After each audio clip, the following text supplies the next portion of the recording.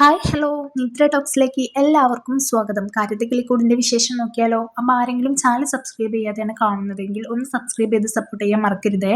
അങ്ങനെ നമ്മൾ പ്രതീക്ഷിക്കാത്ത ഒരുപാട് ട്വിസ്റ്റുകളാണല്ലേ കാര്യത്തിൽ കിളിക്കൂട്ടിൽ ഇപ്പോൾ വന്നുകൊണ്ടിരിക്കുന്നത്. നമ്മൾ ഒരിക്കലും വിചാരിച്ചില്ല സൂര്യനെ കാണുന്നു, അതുപോലെ തന്നെ ഇപ്പോൾ രാജീവിനെ കണ്ടു. അപ്പോൾ ഇനി എന്തൊക്കെയാ സംഭവിക്കാൻ പോകുന്നത് നമുക്ക് നോക്കാം. അങ്ങനെ നമ്മളെ രാജീവൻ നമ്മളെ സുധീഷ് ഓടിച്ചു വന്ന കാറിലേക്ക് കയറാൻ വേണ്ടിയിട്ട് രണ്ട് മനസ്സോടെ നിൽക്കുകയാണ്. ഇപ്പം എന്തായാലും കയറിയേ പറ്റുള്ളൂ. ഫ്രണ്ടായിട്ട് ഒരു ബിസിനസ് കാര്യം ചർച്ച ചെയ്യാൻ വേണ്ടിയിട്ടാണ് നമ്മളെ സുധീഷിന്റെ ബോസ് വിളിച്ചു വരുത്തിയത്. അപ്പം കാറിൽ കയറിയേ പറ്റുള്ളൂ. എന്തായാലും രണ്ട് മനസ്സോട് കൂടിയിട്ട് രാജീവൻ ആ കാറിലേക്ക് കയറിയിട്ടുണ്ട്. സുധീഷ് കാറിന്റെ ഡോറൊക്കെ തുറന്നു കൊടുക്കുന്നുണ്ട് കേട്ടോ. എന്തായാലും സുധീഷ് ഭയങ്കരമായിട്ട് ടെൻഷൻ ആവുന്നുണ്ട്. നമ്മളെ രാജീവിനെ കണ്ടതോട് കൂടിയിട്ട് ഈശ്വര ദൈവമേ എന്നൊക്കെ വിളിക്കുന്നുണ്ട് കേട്ടോ. അങ്ങനെ എന്തായാലും അവൻ കാർ എടുത്ത് പോകുന്നുണ്ട്. അവിടുന്ന് പോകുന്ന വഴിക്ക് ആ ബോസുമായിട്ട് നമ്മളെ രാജീവൻ സംസാരിക്കുന്നുണ്ട്. രാജീവിന് പ്രത്യേകിച്ച് ഒന്നും പറയാനില്ല, ഫുൾ ഷോക്കിലാണ്. ഇതെന്റെ ഡ്രൈവറാണ് സുധീഷ്, ആൾ അടിപൊളിയാണെന്നൊക്കെ ഇങ്ങനെ നമ്മളെ ബോസ് ഇങ്ങനെ പറയുന്നുണ്ട് കേട്ടോ. ഇതൊക്കെ കേട്ടിട്ട് രാജീവൻ ജസ്റ്റ് ഒന്ന് തലയാട്ടുന്നു മാത്രമേ ഉള്ളൂ. അയാളുടെ പ്രൊജക്റ്റിനെ കുറിച്ച് സംസാരിക്കാൻ വേണ്ടിയിട്ടാട്ടോ വന്നിട്ടുള്ളത്. ആ കാര്യങ്ങളൊക്കെ സുധീഷിന്റെ മുന്നിൽ വെച്ചിട്ട് സംസാരിക്കുന്നുണ്ട് ഇവർ, വലിയ വലിയ ബിസിനസ് കാര്യങ്ങളൊക്കെ. പക്ഷേ എന്തോ രാജീവൻ എന്തോ ഒന്നും പ്രത്യേകിച്ച് പറയാനില്ല. എല്ലാം ഈ ഒരു ഷോക്കിലാണ്. പെട്ടെന്ന് ഒരു സ്ഥലത്ത് എത്തി അവർ സ്റ്റോപ്പ് ചെയ്ത് നിർത്തുമ്പോൾ രാജീവനോട് പറയുന്നുണ്ട് ഇവിടുന്ന് നമുക്ക് ഇനി ബാക്കി കാര്യങ്ങളൊക്കെ സംസാരിക്കാമെന്ന് പറയുന്നുണ്ട് കേട്ടോ. പക്ഷേ രാജീവന് എനിക്ക് ഇപ്പോൾ താല്പര്യമില്ല, എനിക്ക് എന്തോ വയ്യായ്മ ഉണ്ട്, പ്രൊജക്റ്റിന് താല്പര്യമില്ലായിട്ടാണോ എന്ന് ചോദിക്കുമ്പോൾ അതുകൊണ്ടൊന്നല്ല, അത് ഞാൻ ചെയ്തോളാം എന്തായാലും, പക്ഷേ ഇപ്പം ഞാൻ തിരിച്ചു പോവാണ്, എനിക്ക് പോയേ പറ്റുള്ളൂ, ഇപ്പം എനിക്ക് വയ്യ എന്നൊക്കെ പറഞ്ഞിട്ട് അവിടുന്ന് എസ്കേപ്പ് ആവാൻ ശ്രമിക്കുന്നുണ്ട് കേട്ടോ കാറിൽ നിന്ന് ഇറങ്ങിയിട്ട്. ഇത് കേൾക്കുമ്പോൾ നമ്മളെ സുധീഷിന് സന്തോഷവും. കാരണം സുധീഷിന് രാജീവിനെ ഫേസ് ചെയ്യാൻ നല്ല ബുദ്ധിമുട്ടുണ്ടായിരുന്നു, ടെൻഷൻ ഉണ്ടായിരുന്നു, പേടി ഉണ്ടായിരുന്നു, ഒക്കെ ഉണ്ടായിരുന്നു. അപ്പോൾ അയാളെ ഇറങ്ങി പോവാന്ന് പറയുമ്പോൾ ഒരു സന്തോഷമുണ്ട്. പക്ഷെ ബോസ് സമ്മതിക്കുന്നില്ല. ഒറ്റയ്ക്ക് പോകണ്ട, എന്നാൽ ഈ കാറിൽ സുധീഷ് ആക്കി തരും എന്നൊക്കെ പറയുമ്പോൾ വേണ്ട, ഹോട്ടലിൽ എൻ്റെ ഡ്രൈവർ ഉണ്ട്, അവിടുന്ന് അങ്ങനെ പോയിക്കോളാം എന്നൊക്കെ പറയുമ്പോൾ ഒരിക്കലും ഈ ബോസ് സമ്മതിച്ചതേ ഇല്ല. അവസാനം സുധീഷിനോട് പറയുന്നുണ്ട് സുധീഷ് നീ ആക്കി കൊടുത്തിട്ട് എൻ്റെ അടുത്തേക്ക് വാട്ടോ, ഇയാളെ ഒന്ന് ആക്കി കൊടുക്കുന്നൊക്കെ പറയുന്നുണ്ട്. അങ്ങനെ ആ ബോസ് ഇറങ്ങി പോവുകയും ചെയ്യും. പിന്നെ സുധീഷും രാജീവനും മാത്രമായിരിക്കും കാറിലുണ്ടായിരിക്കുക. പോകുന്ന സമയത്ത് കണ്ണാടിയിലൂടെ രാജീവനും സുധീഷും പരസ്പരം നോക്കുന്നുണ്ടായിരിക്കും. ഭയങ്കര ദേഷ്യത്തിലാട്ടോ രാജീവൻ നോക്കുന്നത്. അവസാനം അവർ സംസാരിക്കുന്നുണ്ട്. നമ്മളെ സുധീഷ് എന്താ പാട് സുഖല്ലേ എന്നൊക്കെ ചോദിക്കുന്നുണ്ട്. രാജീവനാണെങ്കിൽ പറയുന്നുണ്ട് നീ എന്തിനാ എന്നോട് സംസാരിക്കുന്നത്, എൻ്റെ എട്ടും പൊട്ടും തിരിയാത്ത മോളെ പിടിച്ചുകൊണ്ടുപോയിട്ട് മയക്കിയെടുത്തതല്ലേ നീ എന്നൊക്കെ ചോദിക്കുന്നുണ്ട് കേട്ടോ. ഇത് കേൾക്കുമ്പോൾ സുധീഷിന് ഇറിറ്റേറ്റ് ആവുന്നുണ്ട്. 21 വയസ്സ് വരെ നിങ്ങൾ നോക്കി വലുതാക്കിയ മോളെ ഏതോ ഒരാൾ പറയുന്ന രണ്ട് ഡയലോഗിൽ വീണിട്ട് മയങ്ങിപ്പോവാൻ നിങ്ങളുടെ മകളെന്താ അത്രയ്ക്കും വീക്കാണോ എന്നൊക്കെ ചോദിക്കുന്നുണ്ട് കേട്ടോ അച്ഛനോട്. എന്തായാലും ഭയങ്കരമായിട്ട് അവർ വെല്ലുവിളിയാണ് അവിടെ നടത്തുന്നത്. മോള് അങ്ങനെ സുധീഷ് തട്ടിക്കൊണ്ടുപോയതാണ്, എൻ്റെ മോൾ അങ്ങനെയല്ല ഇങ്ങനെയല്ല എന്നുള്ള രീതിയിലാണ് രാജീവൻ സംസാരിക്കുന്നത്. പക്ഷേ സുധീഷ് പറയുന്നുണ്ട് കേട്ടോ നിങ്ങളുടെ മകൾക്ക് ഞങ്ങളുടെ വീട് അത്രയ്ക്കും സന്തോഷമുള്ള വീടാണ്, നിങ്ങളുടെ വീട്ടിൽ നിന്ന് അതൊന്നും കിട്ടിയില്ല, അതാണ് അവൾ അവിടുന്ന് പോരാത്തതെന്നൊക്കെ പറയുമ്പോൾ രാജീവൻ പറയാണ് എന്തായാലും നീ ഓരോന്ന് പറഞ്ഞ് മയക്കിയെടുത്തല്ലേ, എൻ്റെ മകൾ എന്തായാലും എന്നെ തേടി വരും, എനിക്കത് ഉറപ്പുണ്ട്. നീ വിചാരിക്കുന്നത് പോലെ എന്നും അവൾ നിന്റെ കയ്യിൽ നിൽക്കുന്നു നീ വിചാരിക്കേണ്ട, നിന്റെ ഈ അഹങ്കാരം ഇതോടുകൂടി തീർന്നു എന്നൊക്കെ പറഞ്ഞിട്ട് വലിയ വെല്ലുവിളിയൊക്കെ ഉയർത്തുന്നുണ്ട് രാജീവൻ. സുധീഷ് ആണെങ്കിൽ പറയുന്നുണ്ട് നിധിക്ക് ഇപ്പോൾ നല്ല സന്തോഷത്തിലൂടെയാണ് അവൾ കടന്നു പോകുന്നത്, നിങ്ങളെ കാണുന്നതായിരിക്കും അവൾക്കൊരു സങ്കടമുള്ള കാര്യം.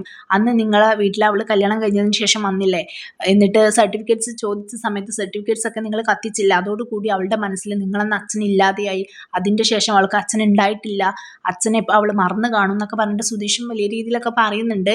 പിന്നെ കല്യാണം കഴിഞ്ഞ് നിങ്ങളെ വീട്ടിലേക്ക് അവൾ വന്നതിന് ശേഷം എന്നെയോ എൻ്റെ കുടുംബത്തെയോ പറ്റി അവൾ മോശമായിട്ട് സംസാരിച്ചിട്ടുണ്ടോ? ഇല്ല, അവൾക്ക് അവിടെ എല്ലാവരെയും നല്ല ഇഷ്ടമാണ്, നല്ല സന്തോഷത്തിലാണ് അവളവിടെ ജീവിക്കുന്നത്. നിങ്ങൾ കൊടുക്കാത്തതൊക്കെ ഞാൻ അവൾക്ക് കൊടുക്കുന്നുണ്ട്. എന്തായാലും നിങ്ങൾ അവളെ കൂട്ടിൽ ഇട്ട് വളർത്തിയത് കൊണ്ട് എനിക്കൊരു പ്രയോജനം ഉണ്ടായി, എന്തായാലും അതിന് എനിക്ക് നിങ്ങളോട് വലിയൊരു താങ്ക്സ് ഉണ്ട്. അതുകൊണ്ടാണ് അവൾക്ക് ഞാൻ ചെയ്യുന്നതൊക്കെ അവൾക്ക് സന്തോഷമായിട്ട് തോന്നുന്നത്. ഇത്രയും കാലം കിട്ടാത്തത് ഇപ്പോൾ കിട്ടിത്തുടങ്ങിയപ്പോൾ അവൾ ഹാപ്പി ആവാൻ കാരണം നിങ്ങളാണ്, അതുകൊണ്ട് നിങ്ങളോട് എനിക്ക് താങ്ക്സ് ഉണ്ട് എന്നൊക്കെ പറയുന്നുണ്ട് കേട്ടോ.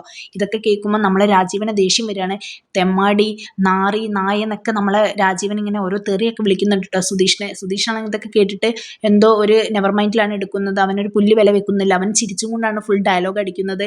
ഒരിക്കലും നിധി പോവില്ല, അച്ഛന് നിധിക്ക് ഇഷ്ടമല്ല എന്നുള്ള രീതിയിൽ തന്നെയാണ് സുധീഷ് സംസാരിക്കുന്നത്. പക്ഷെ രാജീവനാണെങ്കിൽ അവൾ തിരിച്ചു വരും, അവൾ എൻ്റെ അടുത്തേക്ക് തന്നെ വരും, അതെനിക്ക് ഉറപ്പുണ്ട്, അവൾ എൻ്റെ മകളാണ്, അവളെ ഞാനാണ് വളർത്തിയത്, അപ്പം അവൾ വന്നിരിക്കുന്ന പറഞ്ഞിട്ട് വലിയ വെല്ലുവിളിയൊക്കെ ഉയർത്തുന്നുണ്ട്.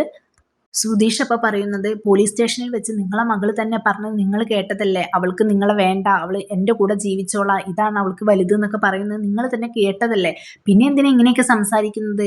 അവൾക്ക് എന്നോടുള്ള പൂർണ്ണ വിശ്വാസത്തിന്റെ പുറമെയാണ് അവൾ ഇറങ്ങിപ്പോകുന്നത്, ഞാൻ അവളെ സംരക്ഷിക്കുമെന്നുള്ള വിശ്വാസം, അപ്പോൾ ഇത് കേൾക്കുമ്പോൾ നമ്മളെ രാജീവിന് പുച്ഛമാണെന്ന് തോന്നുന്നു. നിനക്ക് സംരക്ഷിക്കാൻ എന്താണുള്ളത്, എന്ത് കോപ്പാ നിന്റെ കയ്യിലുള്ളത് എന്നൊക്കെ ചോദിക്കുന്നുണ്ട്. കാരണം പണത്തിന്റെ ഹുങ്കാണ് നമ്മളെ രാജീവൻ കാണിക്കുന്നത് കേട്ടോ. നീ എൻ്റെ സ്വത്ത് കണ്ടിട്ടല്ലേ, എൻ്റെ സ്വത്ത് മുഴുവൻ എൻ്റെ മകൾക്കാണെന്ന് നിനക്കറിയാം, എനിക്ക് ഒരു മകളെ ഉള്ളൂ എന്ന് നിനക്കറിയാം. അപ്പം അത് കണ്ടിട്ടല്ലേ നീ അവളെ കൂട്ടുപിടിച്ചത്. പക്ഷെ അത് നിനക്ക് സ്വപ്നം കാണാൻ പോലും കഴിയില്ല സുധീഷ് എന്നൊക്കെ പറയുന്നുണ്ട് കേട്ടോ. അപ്പൊ സുധീഷ് പറയുന്നത്, ഞാൻ ഒരിക്കലും നിങ്ങളെ സ്വത്തും ഇതൊന്നും ഞാൻ കണ്ടിട്ടില്ല, അത് ഞാൻ മോഹിച്ചിട്ടില്ല, അത് എനിക്ക് വേണ്ടതാണെന്ന് പറയുന്നുണ്ട്. പക്ഷെ ഇപ്പൊ നിങ്ങളുടെ മകൾ പോയിട്ട് കോടതിയിൽ പോയി ഒരു പരാതി കൊടുത്താൽ അതിന്റെ പകുതി സ്വത്ത് എനിക്കുള്ളതാണ്. പക്ഷെ ഞാൻ അത് ആഗ്രഹിക്കുന്നില്ല, അതിന് സാധ്യതയും ഇല്ല കേട്ടോ എന്നൊക്കെ പറയുന്നുണ്ട്. ഇതൊക്കെ കേൾക്കുമ്പോൾ നമ്മുടെ രാജീവിന് ഇറിറ്റേറ്റ് ആവുന്നുണ്ട്. അപ്പൊ എന്തായാലും രാജീവൻ ദേഷ്യം പിടിച്ചിട്ട് കാറ് നിർത്തിപ്പിക്കുന്നുണ്ട് കേട്ടോ സുധീഷിനെ കൊണ്ട്. അങ്ങനെ സുധീഷ് കാറ് നിർത്തുന്നുണ്ട്.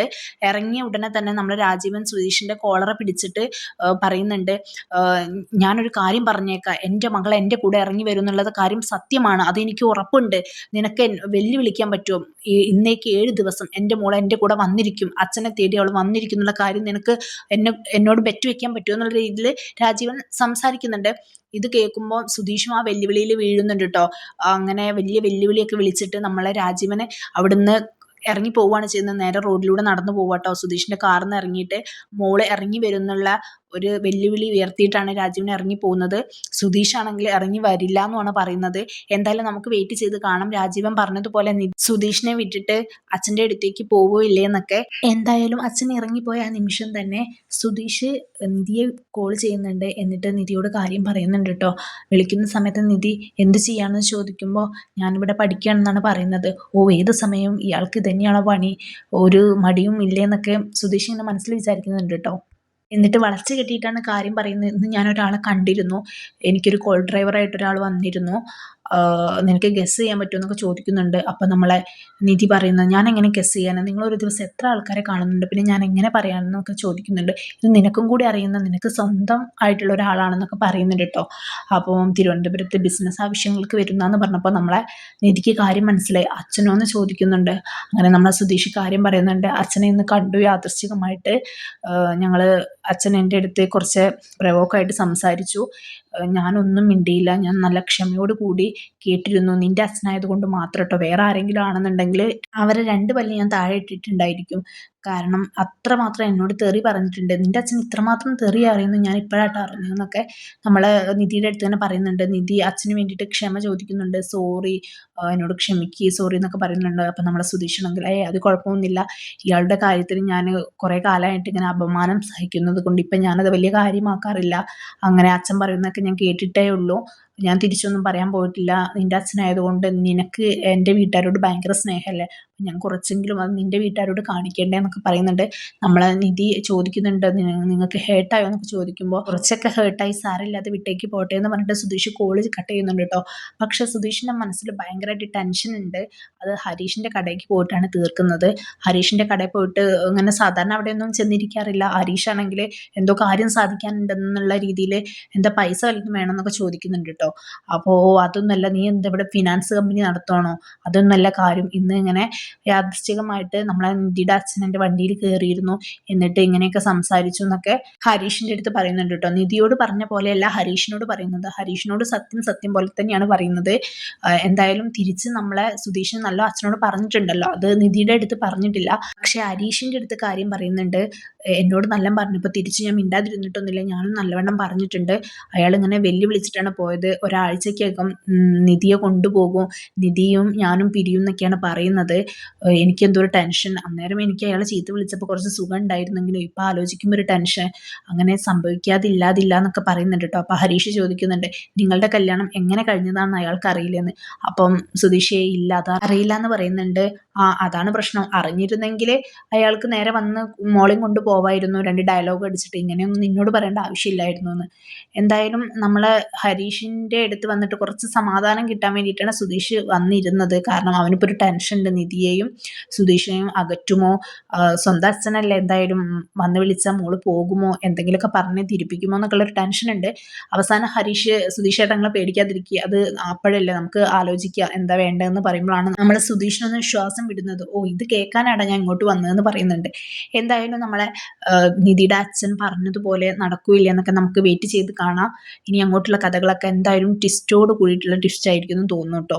അപ്പോൾ എന്തായാലും എല്ലാം നമുക്ക് വെയിറ്റ് ചെയ്ത് കാണാം. അപ്പോൾ ആരെങ്കിലും എൻ്റെ ചാനൽ സബ്സ്ക്രൈബ് ചെയ്യാതെയാണ് കാണുന്നതെങ്കിൽ ഒന്ന് സബ്സ്ക്രൈബ് ചെയ്ത് സപ്പോർട്ട് ചെയ്യാൻ മറക്കരുത്. ഇതുപോലുള്ള റിവ്യൂസിനായിട്ട് എൻ്റെ ചാനൽ ഒന്ന് ഫോളോ ചെയ്യുക. ബൈ.